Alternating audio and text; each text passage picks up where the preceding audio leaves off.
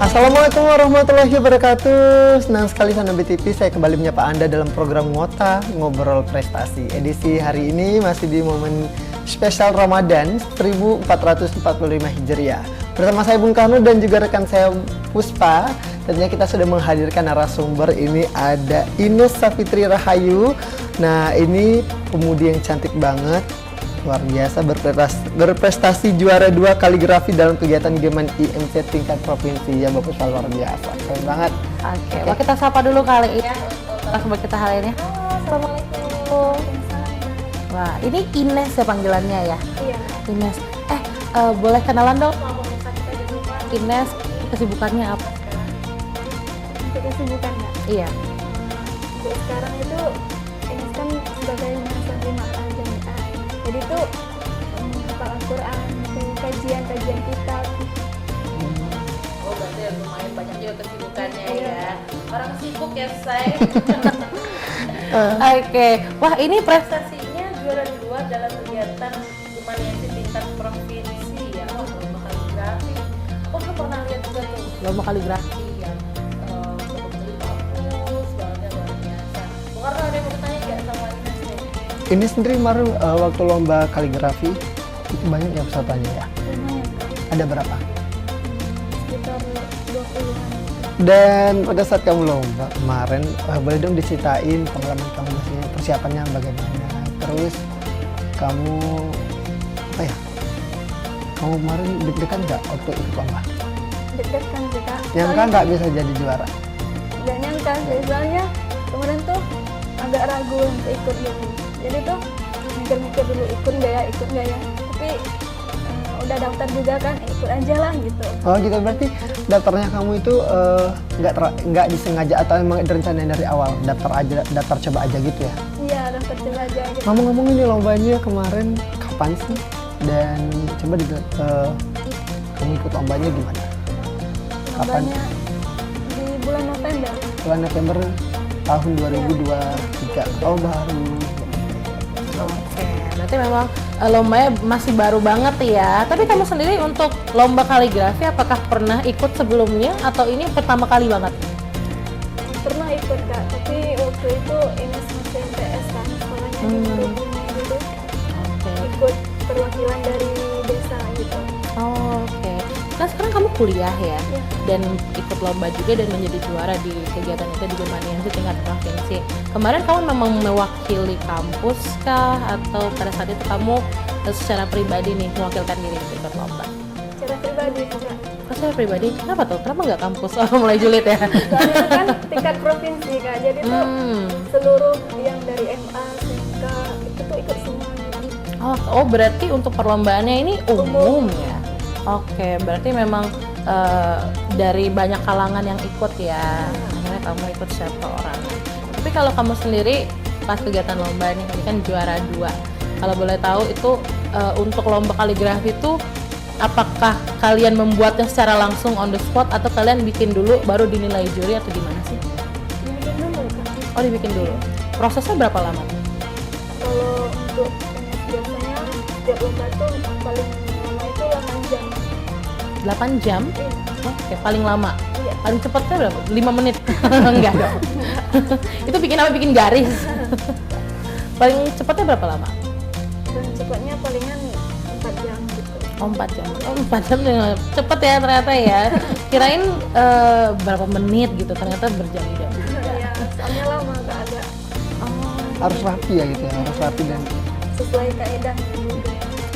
Nah, tapi kalau lomba kaligrafi tuh ada temanya nggak sih? Atau kalian boleh bebas? Kalau untuk Ines lomba kemarin itu temanya bebas Kak. Temanya bebas? Iya, tapi Ines mengambil tema bagian mushaf aja. Apa? Bagian mushaf. Oke, apa tuh? Temanya mushaf. Temanya musahat ya? Iya. Oke, berarti memang secara lombanya juga sebenarnya nggak ada tema, tapi kamu sendiri yang memilih untuk membuat dengan tema tadi ya. Oke, keren. Tapi kamu belajar dari mana sih kaligrafi? Ines belajar mulainya tuh dari SD Kak. Jadi tuh, tapi Ines tuh sekolah MIN juga udah zuhurnya. Jadi di sekolah MIN itu ada belajar kaligrafi juga. Oh, ada belajar kaligrafi. apa ya, semacam muatan lokal atau gimana kalau di bimbel waktu itu? Memang mata pelajaran, Ya emang mata pelajaran. mata pelajarannya. Oh, kebetulan memang kamu belajar juga ya? Iya Kak. Oke, keren-keren. Kamu pernah ikut lomba-lomba yang sama nggak sih sebelumnya? Kayak mungkin selain kaligrafi, mungkin MTQ dan lain sebagainya. Pernah Kak. Apa tuh? MTQ tilawah Oh, di mana tuh? di Muara Gunung. Oh, itu siapa tuh yang ada di event kamu itu? Eventnya itu tingkat kabupaten kan. Ya, kabupaten, berarti memang lawan-lawannya dari kabupaten yang sama berarti ya. Oh, oke lah, keren. Mungkin pemirsa juga yang di rumah ini punya hobi yang sama, mungkin punya hobi menggambar ataupun mungkin juga tertarik dengan kaligrafi ya. Karena kaligrafi ini sebenarnya banyak sekali kita temukan setiap hari ya, kayak di masjid-masjid yang mempunyai interior yang keren-keren gitu, banyak ya lukisan kaligrafinya luar biasa. Kalau Bung Karno salah satu penikmat kaligrafi bukan? Penikmat ya? Gimana cara menikmati kaligrafi versi Bung Karno? Saya pandang-pandang, Oh gitu, dipandang-pandang. ketawa sendiri. Aduh, ngeri banget. Oh, emang suka gitu ya? Aduh, ya ampun. Tapi kamu sendiri suka kaligrafi tuh dari kapan sih? Dari mulai belajarnya Kak. Kapan tuh Tertarik mulai gitu, belajar? dari SD tadi. Oh, dari SD tadi. Ini SD udah tertarik kaligrafi ya? Kalau aku dulu SD ngapain ya? Kita SD ngapain ya? Kalau aku SD kurang tertarik sama kaligrafi karena merasa susah nggak sih itu kaligrafi bikin. Ya kan, kayak kita bikin Bismillahirrahmanirrahim aja kayak Aduh, ribet. Harus dilihat benar-benar kan? Iya, Gitu. sesuai kaidahnya Kak. Ini saja waktu MTS tuh kan udah belajar nulis alif aja, waktunya sebulan tuh. Sebulan. Iya, alif aja itu. Oh, itu bikin alifnya seperti apa bentuknya sampai 1 bulan. Tapi emang sesusah itu ya? Iya Kak. Sesusah apa sih yang bikin susah? Iya, dia tuh harus pas sama kaidahnya gitu, titiknya untuk alif, nanti panjangnya untuk 5 titik gitu. Oh, ribet ya, Ribet say. banget. Ternyata. Dan mungkin juga pemirsa juga punya hobi yang sama seperti Ines ya, dan mungkin juga punya ketertarikan yang sama dengan kaligrafi tadi. Nah, kita habis ini kita masih akan ngobrol lagi lebih banyak bersama dengan Ines tentang ketertarikannya dengan kaligrafi. Lalu jangan kemana-mana, tetap bersama kami di Ngota Ngobrol Prestasi. Baik, Handover TV, Anda kembali menyaksikan Ngota Ngobrol Prestasi luar biasa. Tadi kita sudah ngobrol sama Ines bagaimana proses mengikuti ajang lomba dan kegiatan Gabungan IMC tingkat provinsi luar biasa. Ini keren banget, tadi sudah menceritakan bahwasannya proses lombanya itu menghabiskan waktu untuk persiapan itu sekitar paling lama 5 jam. Coba dijelasin dong, kemarin kamu lombanya itu proses-proses kamu ikuti lomba dan juga proses kamu bagaimana bisa menjadi sarjana. Misalnya berapa kali kamu pakai apa menggambarnya, kaligrafi kamu. Untuk bikin kaligrafi kemarin, Ines membuat sketsa dulu Kak. Sketsa, fotokopi sketsanya, terus dibikin, dicetak di karton, stek karton untuk lomba kemarin. Kemudian kita cat pakai cat snowman kalau untuk ini. Kita cat terus pakai krayon juga. Terus kita bikin hotnya lagi. Oke, berarti memang ada ini ya, ada beberapa hal-hal yang harus kamu lakukan dulu. Berarti harus dijiplak dan lain sebagainya. Berarti kamu udah bikin polanya dulu berarti ya. Oke. After kamu bikin pola, apakah langsung dicat atau gimana tuh? Setelah bikin polanya itu, langsung dicat kah atau gimana?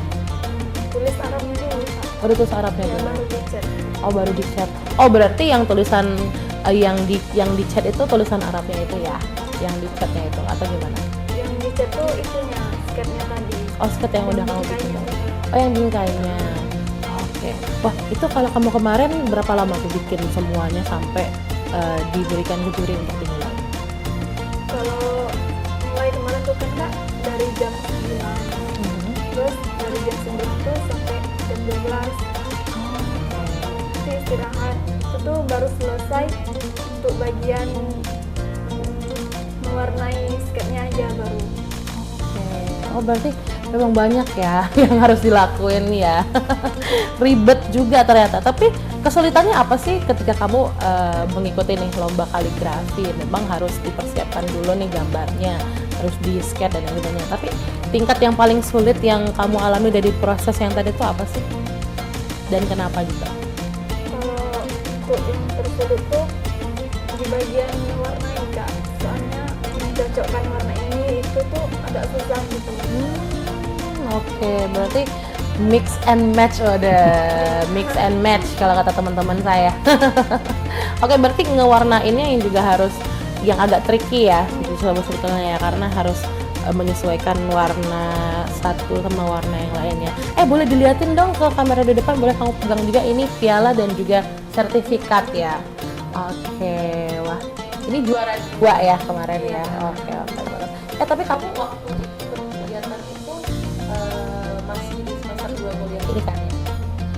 Tapi kalau kamu ikut lomba nih misalnya, nggak perlu harus datang ke lokasinya kan? Berarti tinggal nunggu hasil jurinya aja atau gimana?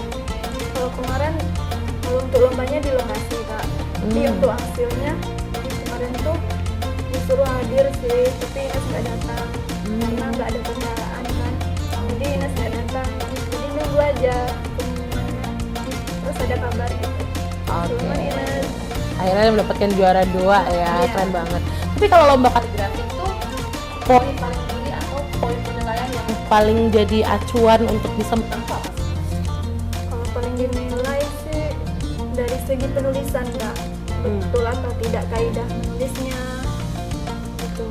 Terus untuk bingkainya juga dinilai. Untuk bingkainya juga dinilai. Nah, kamu bilang ada kaidah penulisannya ya untuk kaligrafi. Kaidah penulisan kaligrafi itu yang kayak gimana sih? Mungkin aku juga ya masih awam, juga belum tahu ya, mungkin teman-teman juga belum tahu. Kalau kaligrafi itu ada kaidah-kaidah tertentu yang harus dipenuhi seperti itu ya. Itu apa aja sih kalau boleh tahu? Untuk kaidahnya, contohnya tadi seperti alif. Untuk menulis alif itu kan untuk ukurannya tuh 5 titik. Jadi kalau nggak 5 titik berarti tidak sesuai kaidah. Itu bisa mengurangi penilaian juga. Oh, ada yang lain nggak kira-kira yang juga menjadi kaidah?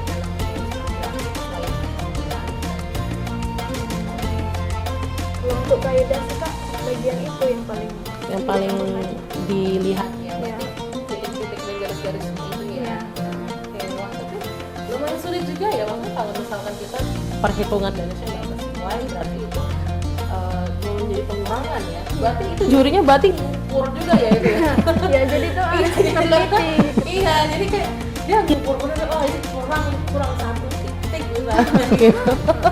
Tapi kalau penilaian yang lainnya yang mendukung nih, yang bisa mendukung penilaian itu biasanya apa? Untuk keunikan motif. Keunikan motif itu menjadi juga poin untuk memperbagus. Keunikan motif. Motif paling bagus menurut kamu yang pernah kamu gambar apa? Itu yang paling bagus. Semuanya Pak. Oh, kasih. Ada nggak yang paling bagus kira-kira? Kau pernah bikin kaligrafi motif apa? Motif kayak batik-batik gitu Kak. Oh, kayak gitu bisa dibikin, diinovasiin kayak gitu ya? Oke, aku kira tuh kaligrafi itu harus yang kayak pernah nggak sih lihat kayak di masjid-masjid gitu kan? Semuanya pakai huruf halus. Coba kalau dibikin di masjid juga bisa. Tapi ngomong-ngomong, kalau seandainya kan nih banyak aku lihat di sosial media banyak yang ngeposting bahwasanya kaligrafi itu bisa jadi kayak orang lagi sujud, itu masih bisa juga ya? Ya bisa. Pernah nggak kamu bikin yang begitu? Kalau untuk itu Ines belum suka, tapi pernah belajar. Tapi Ines lebih tertarikannya ke Harnaswi tadi. Tapi balik lagi ke metode kamu tadi, kan ada titik yang harus diukur. Kalau seandainya waktu kita bikin misalnya kayak gambar manusia lagi sujud, itu kan otomatis ada titik-titik yang agak sedikit panjang. Itu juga masuk dinilai nggak sih? Masuk lah. Masuk. Nah seandainya pas titiknya kurang, terus pas di hidungnya lagi, hidungnya kurang panjang. Kenapa harus hidung ya? Itu gimana? Untuk titiknya tadi Kak. Ya, misalnya ada huruf ta, o, kan untuk bikin hidung. Nanti kalau kurang panjang, to-nya, titiknya itu dinilai kan? Nah bagaimana sih kan huruf to untuk jadikan hidungnya itu, terus to-nya kurang. Jadi hidungnya pesek, nah nggak bagus. Itu juga dinilai, berarti gambarnya nggak sempurna. itu juga nilai ya? Iya pasti itu Kak. Kamu pernah nggak bikin yang begitu? Enggak soalnya. Paling rumit kamu bikin motif yang gimana? Yang paling rumit diminta sama juri atau diminta sama rapat itu? Pernah nggak? Enggak pernah Kak. Soalnya setiap Ines lomba tuh temanya bebas gitu. Bebas, terserah. Kemarin waktu kamu lomba, itu, wah ini keren banget ternyata ya. Motifnya bisa jadi hidung yang gede, luar biasa. Baik pemirsa Sana BTV di mana Anda berada, jangan kemana-mana karena setelah ini kita akan kembali masih bersama Ines untuk ngobrol di Ngobrol Prestasi. Masih bersama kami di Ngota Ngobrol Prestasi. Pemirsa BTV, Anda kembali menyaksikan Ngota Ngobrol Prestasi masih bersama saya Bung Karno dan juga Puspa dan bersama Ines tentunya. Dan di segmen yang ini luar biasa Ines, kamu sudah lomba, udah dapat juara. Ini udah masih di suasana bulan Ramadan. Kalau kamu kesibukannya sendiri untuk ngatur jadwal kuliah, puasa, terus kamu di asrama juga itu gimana? Selama bulan Ramadan kamu lakuin apa aja sih untuk biar puasanya nggak terlalu kerasa? Gini Kak, kalau untuk kegiatan di Malang itu padat Kak, jadi tuh nggak terasa waktu itu udah buka aja gitu. Nah itu apa, ngapain aja? Kalau- Kegiatan dari setelah sholat subuh? Terus setelah sholat subuh itu udah subuh itu ngaji 3 halaman, terus kita lanjut ke kuliah paginya sampai zuhur. Begitu. Oh ini juga penghafal Al-Quran, benar? Sekarang sudah juz berapa? Masih sejuz setengah Kak. Oh, masih, tapi tetap berusaha untuk Berusaha. Oke, wah, berarti memang kegiatannya juga banyak ya. Berarti kamu dari pagi sampai sore sibuk tuh ya? Sibuk banget. Tapi emang semua kegiatannya kamu lakukan di tempat itu, di tempat yang sama ya, di kampus ya, walau biasa keren banget. Nah, tapi kan sekarang bulan Ramadan dan kamu juga baru banget memasuki dunia perkuliahan yang kita nggak pernah tahu apa yang terjadi di kuliah ya. Gimana so far 2 semester di kuliah? Seru nggak sih? Seru sih Kak kalau untuk semester awal. Jadi anak kuliahan. Iya. Serunya apa tuh? Karena biasanya anak tuh beda-beda serunya. Banyak kawan, apalagi di asrama tuh kan rame gitu. Jadi tuh nggak pernah sunyi, rame terus. Rame terus. Oke. Seramai itu berarti asramanya ya? Iya lumayan sih Kak soalnya. Mungkin nanti bosnya tertarik mau ikut ke asramanya ya? Iya. Karena rame katanya. Oke, berarti tiap hari tuh kayak nggak pernah berhenti gitu ya suaranya ya, gitu ya. Ada orang terus. Tapi kamu kan sekarang tinggal di asrama, baru mulai kuliah juga. Apa sih planning-planning yang mungkin kamu pengen kayak udah kamu rancang dari SMA? Wah, aku pas kuliah pengen ini, pengen ikut ini. Sekarang udah mulai diwujudkan kah gitu? Belum sih Kak. Oh, kenapa? Why? Why? Kenapa? Kenapa Ines? Lah. Karena Ines lebih ke fokusnya menghafal Quran dulu.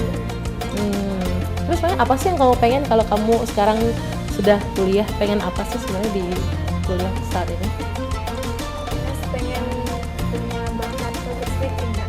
Oh, pengen menunjukkan public speaking. Terus apa lagi? Terus pengen jadi ustazah juga. Jadi ustazah juga. Wah, semoga nanti bisa jadi ustazah yang public speakingnya keren. Aduh. Nanti kita bisa dengar tausiahnya Ines di mana-mana nih. Jadi kita bisa lihat, mungkin nanti Ines muncul di TV ya, mungkin di program syiarnya BETV. Amin ya. Pokoknya mungkin pemirsa yang juga sekarang lagi di masa-masa kuliah ya, emang masa-masa kuliah tuh kayaknya lagi enak-enaknya banget ya, lagi kayak bebas gitu. Apalagi Ines yang kuliahnya di Bengkulu, mungkin jauh juga dari orang tua dan hanya dengan teman-temannya. Tapi kan Ramadan kali ini kamu sekarang jauh nih dari orang tua, pasti ada rasa kayak homesick nggak sih selama kamu di asrama? Ada sih Kak. Ada banget ya. Iya. Kayaknya emang kalau orang-orang tuh yang jauh dari orang tua kayak ada banget rasa homesick. Gimana tuh kamu mengatasi homesick ya kalau lagi kangen rumah? Ines kalau lagi kangen gitu, Ines main ke kamar-kamar teman biar nggak keinget oke. terus gitu. Oh, biar nggak ingat tuh. Mendobrak kamar sebelah Iya. Oke. Untuk bermain. Untuk bermain ya. Terus yang kamar ini nggak mau diajak main, dia pindah ke kamar yang lain, dobrak kamar yang lain. Seru banget. Kita balik lagi ke kaligrafi tadi ya. Kamu tadi sudah cerita banyak gimana persiapannya, menggambarnya dan lain sebagainya. Tapi kalau untuk kan kita kadang tuh ada masanya kita kehabisan ide ya, kita habis ide, kita mumet dan butuh banget referensi. Biasanya kamu lihat-lihat apa sih kalau soal referensi? Kalau untuk referensi ini tuh ada buku khususnya untuk belajar kaligrafi, contohnya dari situ juga. Ya melihat YouTube sering juga melihat yang udah pernah lomba internasional, ya juga bisa mencontohkan dari situ. Oke, tapi kalau untuk ini aku coba balik lagi kegiatan lomba ya. Kalau lomba kaligrafi itu berarti cuman boleh mendaftarkan atau memberikan gambar yang terbaru ya. Kalau udah digambar terus dilombain udah berapa lama itu nggak boleh ya? Boleh sih Kak. Oh boleh ya? Iya. Oke, asalkan memang memenuhi ketentuan aja berarti ya. Oke, tapi kalau kamu sendiri belajarnya kan dari SD ya, suka dari SD. Belajarnya sama siapa sih dulu? Masih inget ya? Masih. Siapa tuh? Kalau di tahun kemarin tuh belajarnya sama Ustaz Fauzan. Oh, Ustadz Fauzan. Tapi Ustadz Fauzan itu memang guru di sana kah atau orang dari luar yang memang mengajari kamu khusus kaligrafi? Emang gurunya di sana. Oh, memang gurunya Emang di sana. pemimpinnya juga. Ustadz Fauzan. Wah, Ustadz Fauzan jika menonton tayangan ini Ines yang belajar dari Ustadz Fauzan. Wah, keren banget nih Bung Karno. Dari SD udah bisa belajar. Berarti memang kalau misalkan suka dengan sesuatu itu harus benar-benar dipelajarin ya. Sebenarnya otodidak bisa juga sih. Tapi kan alangkah lebih baiknya kalau kita Ada punya guru. mentornya gitu ya. Ada yang mau ditanya lagi nggak sama Ines nih? Mumpung kita lagi sama orang yang kemarin juara 2 kali gagal. Tapi next kamu ada rencana mau ikut lomba yang sama lagi nggak? Insya Allah ya Kak, di hari Minggu besok. Oh minggu besok? Kaget banget. Cepet banget ya. Cepet banget. Soalnya Acara ada apa tuh? di Lomba kampus lomba juga. kaligrafi juga? Iya. Oke. Semoga Aji jadi juara satu. Semoga aja bisa jadi juara 1 ya. Tapi ini juara 2-nya tingkat provinsi. Kalau tingkat kampus mah juara umum. Waduh, Juri. emangnya ini sekolah ya ada juara umumnya ya. Nah, tapi kan ini mungkin banyak juga pemirsa di rumah yang juga punya hobi yang sama, mungkin yang punya hobi menggambar atau punya rasa jiwa keseniannya juga yang tinggi dan mungkin juga tidak bisa menuangkan ide-idenya karena mungkin masih insecure dan lain sebagainya. Coba dong kasih pesan-pesan ke pemirsa di rumah nih biar bisa menuangkan idenya gitu sama seperti kamu ini, silakan. Untuk pesan untuk pesan khususnya yang stay pada acara di ITV ini, teruslah berkarya, jangan menyerah, kemudian explore potensi diri, belajar dari media apapun itu, dari siapapun itu, karena kunci kesuksesan itu bukan dari siapa yang tidak pernah gagal kan, tapi kunci kesuksesan itu dari siapa yang selalu mencoba setelah kegagalan ini.